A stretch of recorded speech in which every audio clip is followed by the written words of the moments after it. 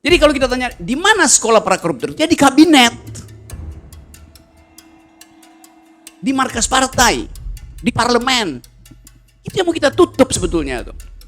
Karena mereka yang merusak bangsa ini. Yang membuat kita tidak bisa membayangkan masa depan. Yang membuat milenial itu, ya udah nggak usah ikut pemilu, nggak usah berpolitik. Sekarang milenial membenci politik. Karena dianggap politisi itu identik dengan koruptor. The master's tool will never dismantle the master's house. Peralatan raja tidak mungkin dipakai untuk membongkar istana raja. Oleh karena itu mesti ada peralatan dari luar yang kita sebut sebagai civil society movement, CSO movement. Yang kita sebut sebagai gerakan mahasiswa, gerakan buruh, sekolah anti korupsi. Ini semua peralatan di luar, bukan peralatan raja. Jadi nggak mungkin kita percaya bahwa KPK bisa membongkar korupsi. Karena KPK ada bagian dari peralatan raja, tadi diterangkan Pak Busro. Kan dia peralatan raja aja, kedudukannya di bawah raja. Dan itu yang dilakukan oleh si kepala sekolah yang tadinya berjanji memberantas korupsi. Yang harusnya, kalau Sri Mulyani sekarang bilang bahwa kemungkinan negeri ini masuk dalam jebakan ekonomi sangat besar. Gampang ngatasinya.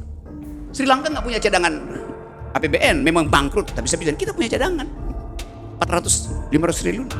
Yang harusnya sampai ke rakyat hari ini supaya ada daya beli, supaya ada perencanaan keluarga baru.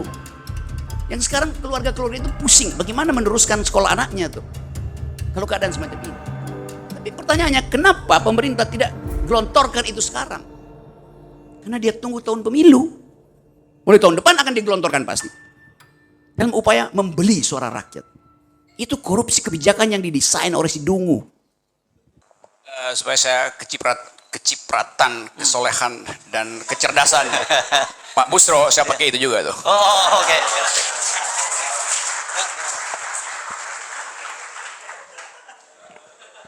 Oke, saya ingin membelakangi seseorang.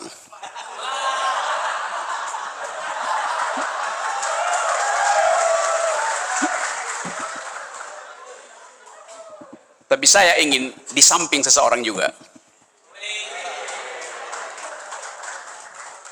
Bayangkan misalnya, bila Kiai Haji Ahmad Dahlan 100 tahun yang lalu memilih untuk jadi komisaris.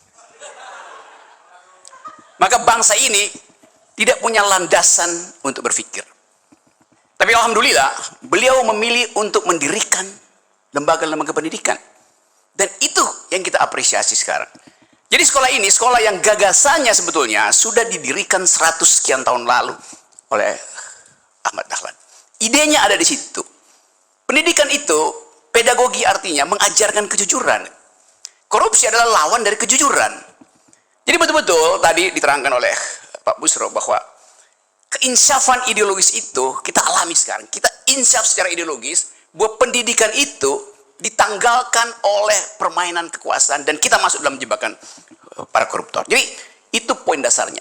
Jadi terhubunglah epistemologi dari ide anti korupsi dengan etika yang dipilih oleh Pak Kiai Haji Ahmad Dahlan, yaitu dia tidak ingin jadi komisaris, dia ingin jadi pedagog, mendidik bangsa ini. Itu bab pertama. Jadi teman-teman, kita ada di dalam kegalauan sebetulnya, sehingga kita terpaksa bikin sekolah tuh. Dan orang mungkin akan sinis pada teman-teman, ngapain bikin sekolah? Toh beberapa petinggi IMM juga jadi komisaris sekarang. Yes. Jadi ini semacam refleksi juga untuk menghalangi jangan sampai ada generasi yang diturunkan. Kenapa Pak? Kan kita kan di dalam upaya kita membongkar para koruptor, yang pertama kita bongkar kawan-kawan kita. Justru itu saya ada di sini itu. Jadi ini adalah upacara untuk namanya apa? Ini bukan pembukaan sekolah anti korupsi. Penutupan sekolah para koruptor.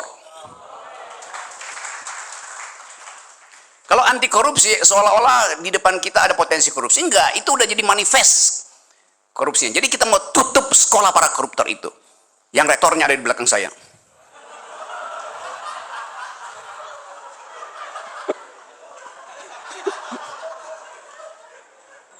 saya ingatkan pada saudara-saudara, Pak Jokowi, sorry.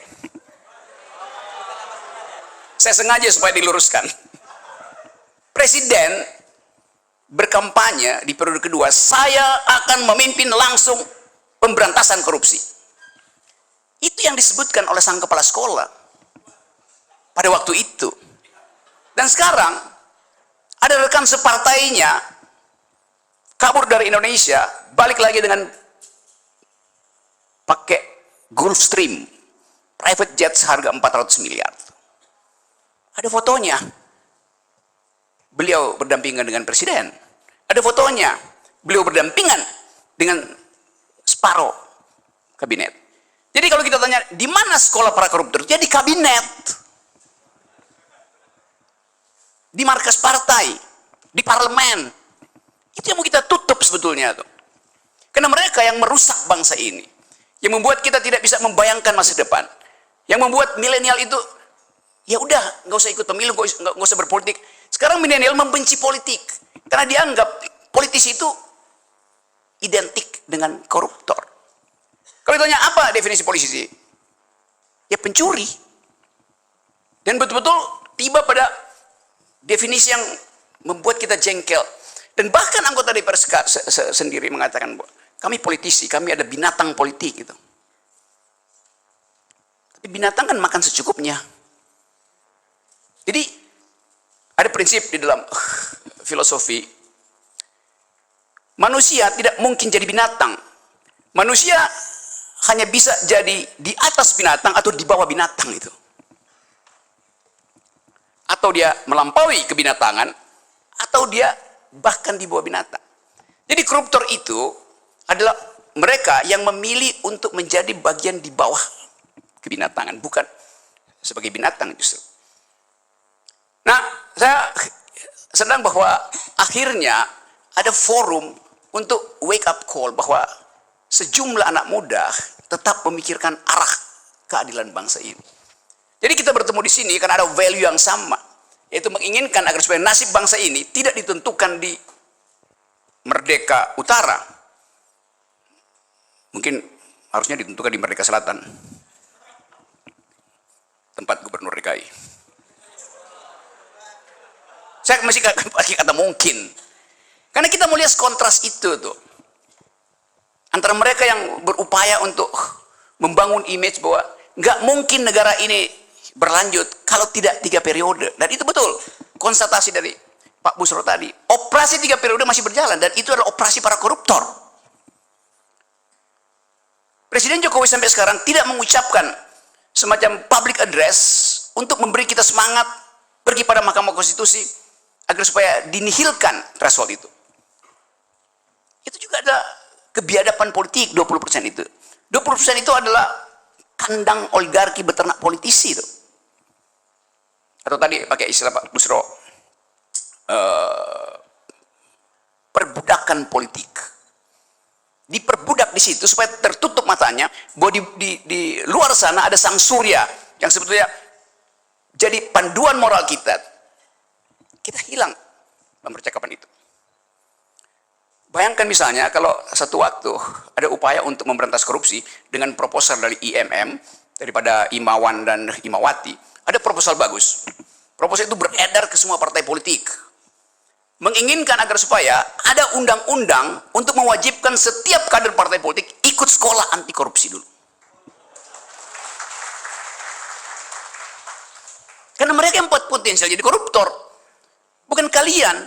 Kalian jadi guru mereka. Harusnya begitu kan. Proposal itu masuk. Karena desakan publik, semua orang bicara. Dan FNN yang paling kencang di depan tuh. Headline. Kalau Anda ingin jadi legislator, Anda ingin jadi pejabat, harus lulus dulu sekolah anti korupsi IMM. Karena memang FNN kerjanya begitu. Forum nantang-nantang. Nah, forum nantang-nantang ini dengan proposal edukatif dari IMM nyampe ke meja presiden. Presiden mulai resah.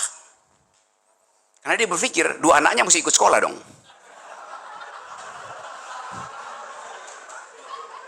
Loh, ini kan pikiran dia tuh yang bagus tuh.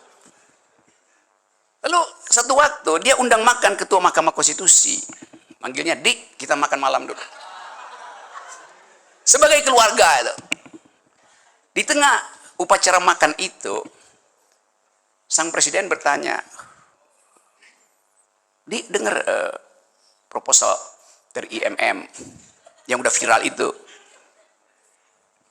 Oh ya Pak Presiden, resmi, dia nggak bilang mas itu. Padahal sebetulnya setelah makan malam dia panggil mas. Ketua MK bilang, iya saya dengar itu. Bagaimana pendapat Mahkamah Konstitusi itu? Oh itu bagus. Karena itu akan jadi sinyal pertama bahwa bangsa ini sedang menumbuhkan pemerintahan yang bersih. Lalu Pak Jokowi bilang, maksudnya apa? Menimbulkan pemerintahan yang bersih. Mau nyindir ya? Tiba-tiba Pak Jokowi jatuhkan sendoknya, ting! Berhenti percakapan itu. Hanya dengan sinyal sendok dijatuhkan, itu artinya hentikan proposal IMM. Karena kekuasaan bisa melumpuhkan semua ide gitu. Jadi kita bayangkan bagaimana susahnya menerbitkan pikiran baru tentang pemerintahan yang bersih. Untuk pemerintahan yang baru. Melalui tema ini, seluruh bangsa ini sebetulnya diganggu kesadaran etisnya. Tapi pertanyaan kita, gangguan itu masuk nggak sampai ke otak terakhir dari kekuasaan? Kalau di ujung pembicaraan kita, 20 menit setelah selesai kita bersidang di sini, ada seseorang datang lagi dengan rompiku oranye di gedung KPK, lalu kasih konferensi pers. Lalu pers kerubutin dia di koridor depan KPK tuh. Apakah dia akan dipermalukan di situ? Tidak. Karena koridor KPK sekarang jadi the corridor of fame, bukan lagi corridor of shame. Koridor yang akan dipakai oleh mereka untuk memperlihatkan bahwa gak ada soal jadi koruptor. Diuluk-ulukan. Bahkan Najwa Shihab datang ke mana tuh? Sukamiskin mewawancarai siapa? Setia Novanto. Hal yang mesti kita tegur pada Ibu Najwa Shihab. Dia itu bajingan, ngapain dipromosikan lewat YouTube? Kan, jadi kesadaran etis itu, ya saya akan tegur. Najwa teman baik saya. Tapi ethically, it is wrong gitu. Kan akhirnya orang merasa jadi koruptor artinya jadi selebritis. Nggak ada lagi pembenaran moral tadi, hukuman sosial. Itu yang ingin kita pastikan di dalam upaya untuk membangun bangsa ini. Jadi teman-teman, saya senang bahwa kita ada di dalam kesempatan untuk menghidupkan kembali harapan. Dan harapan itu akan kita antarkan sementara pada Pak Busro yang akan pergi. Sekarang kita seolah-olah bebankan korupsi ini pada oligarki. Tiap kali ada korupsi kita bilang itu karena kerjaan oligarki. Loh, korupsi dua pihak tadi yang bahkan disebut dalam ayat suci itu. Yang memberi dan yang menerima. Oligarki memberi pada rakyat, mengambil dari rakyat? Enggak. Apakah oligarki menyogok saudara-saudara? Tidak. Oligarki menyogok kebijakan di istana. Kita dapat impact-nya. Kalau kita belajar tentang apa yang disebut the power of economics. Kekuatan ekonomi apa sebetulnya? Pertama, ekonomi itu mampu untuk menghukum seseorang atau satu lembaga. Sama seperti sekarang, ada perang di Ukraina. Amerika Serikat memakai kekuatan ekonominya untuk mempanis Rusia melalui embargo. Itu fungsi pertama dari kemampuan ekonomi saya bisa saya pakai untuk mengendalikan orang lain. Dengan embargo. Tapi kadangkala bagian itu tidak efektif karena Rusia tetap eksis saja. Di embargo pun dia masih hidup tuh. Hal yang sama juga pernah Amerika lakukan ke Cina tuh tentang pembatasan impor. Lakukan oleh Presiden Biden di awal kepemimpinannya tuh. Nggak berhasil juga. Jadi power itu bisa tidak berhasil. Karena sifat dunia yang kalau di embargo Rusia tidak semua negara mau ikut Amerika. Karena soal kebutuhan dasar itu dia bisa diam-diam beli gandum lagi dari Rusia lewat black market, gampang aja. Cina juga begitu. Kalau barangnya nggak bisa masuk ke Cina, dia cari cara melalui operator-operator lokal sehingga barangnya beredar juga tuh. Tapi ada fungsi kedua dari kekuatan ekonomi, yaitu mempengaruhi kebijakan itu. Sphere of influence dari kekuatan ekonomi mempengaruhi kebijakan sehingga bahkan mengendalikan pembuat kebijakan, bukan sekedar mempengaruhi kebijakan melalui supply demand function, tapi ini mempengaruhi si pembuat kebijakan. Itu yang kita sebut sebagai di ijon pemimpin itu oleh oligarki. Jadi problemnya bukan sekedar pada si oligarki, tapi si pemimpin yang mau di ijon. Pak Jokowi itu hasil ijonan dari oligarki. Jadi kenapa dia mau di ijon? Itu pertanyaannya kan. Artinya dia tidak mampu untuk menimbulkan harapan pada rakyat bahwa dia adalah pemimpin. Karena itu kita definisikan, pemimpin yang mau di ijon, dia bukan leader, dia adalah dealer. Ya.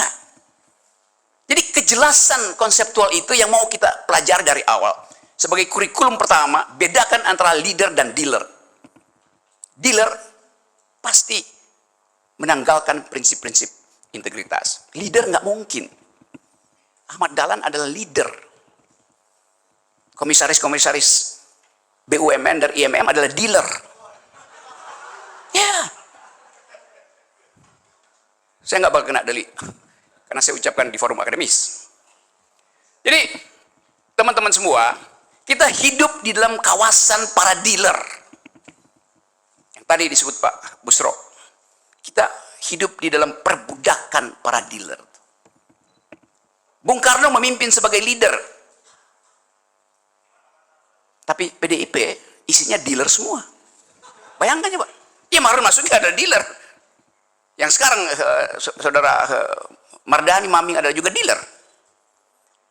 Jadi itu intinya. Di mana persembunyian para dealer itu, di situ kita lakukan pendidikan politik. Kalau masih bisa berubah. Tapi seringkali orang merasa bahwa oke, biarkan Pak Jokowi mimpin, atau biarkan KPK mimpin, atau apa aja kejaksaan mimpin. Di dalam tingkat tertentu, korupsi itu tidak bisa lagi dibenahi dari dalam. Seorang perempuan aktivis Amerika berkulit hitam, ketika ditanya bisa enggak kekuasaan itu diubah dari dalam, dia bilang begini, namanya Audre Lorde. The master's tool will never dismantle the master's house. Peralatan raja tidak mungkin dipakai untuk membongkar istana raja. Oleh karena itu mesti ada peralatan dari luar yang kita sebut sebagai civil society movement, CSO movement. Yang kita sebut sebagai gerakan mahasiswa, gerakan buruh, sekolah anti korupsi. Ini semua peralatan di luar, bukan peralatan raja. Jadi nggak mungkin kita percaya bahwa KPK bisa membongkar korupsi, karena KPK ada bagian dari peralatan raja, tadi diterangkan Pak Busro. Kan dia peralatan raja aja, kedudukannya di bawah raja. Dan itu yang dilakukan oleh si kepala sekolah yang tadinya berjanji memberantas korupsi. Jadi teman-teman, bagian itu saya kira yang penting kita bicarakan. Masih ada sampai jam berapa kita ya? Ya terus saja sampai korupsi bubar. Jadi kita bukan sekedar ingin melindungi generasi kita dari potensi penularan korupsi. Lebih dari itu kita ingin menghalangi perluasan wilayah koruptor ini. Jadi sekolah ini ada sekolah untuk menghalangi meluasnya ide tentang korupsi. Apalagi masuk di dalam tahun pemilu. Yang pasti korupsi akan meningkat. Bukan karena rakyatnya mudah disogok, tapi karena pemerintah mengkondisikan rakyat itu jadi miskin sehingga nggak mungkin berpikir tentang apa yang kita ucapkan hari ini. Pemerintah punya surplus 300-400 triliun dari jualan batu bara, jualan mineral, jualan sawit segala macam. Yang harusnya, kalau Sri Mulyani sekarang bilang bahwa kemungkinan negeri ini masuk dalam jebakan ekonomi sangat besar, gampang ngatasinya. Sri Lanka nggak punya cadangan APBN, memang bangkrut, tapi kita punya cadangan 400-500 triliun. Yang harusnya sampai ke rakyat hari ini supaya ada daya beli, supaya ada perencanaan keluarga baru. Yang sekarang keluarga-keluarga itu pusing, bagaimana meneruskan sekolah anaknya tuh, kalau keadaan semacam ini. Tapi pertanyaannya, kenapa pemerintah tidak gelontorkan itu sekarang? Karena dia tunggu tahun pemilu. Mulai tahun depan akan digelontorkan pasti. Dalam upaya membeli suara rakyat. Itu korupsi kebijakan yang didesain oleh si Dungu. Ya, apalagi keterangannya. APBN itu hak kita.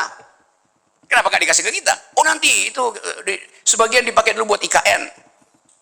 Sesuatu yang kita ragu itu kayak apa tuh IKN itu? Digambarkan IKN itu adalah semacam kota surgawi, kota masa depan itu. Kan ada air mengalir mengelilingi kota itu, di mana-mana ada wifi, bahkan burung pun bisa pakai wifi. Ada kicau burung di situ. Kalau kita yang mana? Kan Pak Jokowi bilang bagus akan. Ya di mana Anda lihat bagusnya? Di laptopnya Pak Jokowi. Jadi IKN itu ada di laptop yang memang dibikin bagus. Nah, fantasi kita dibujuk untuk membackup proyek fantastis itu, yang pasti akan menyengsarakan rakyat.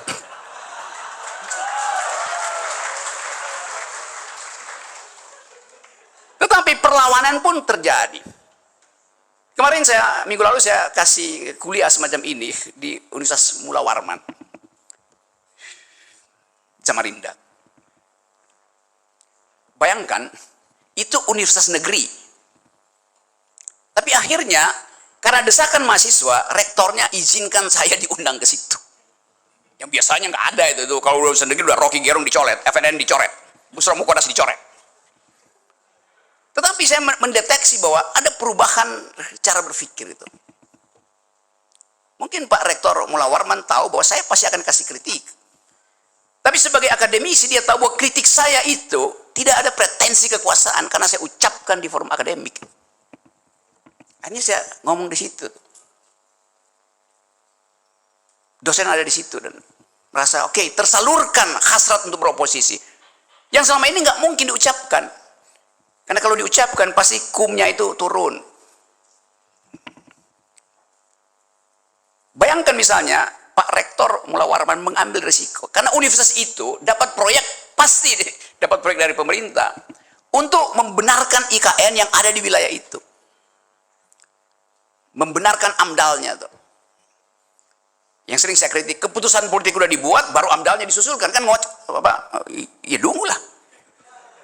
Kan dalam soal lingkungan, AMDAL harus dibuat dulu, baru jadi keputusan politik. Ini terbalik.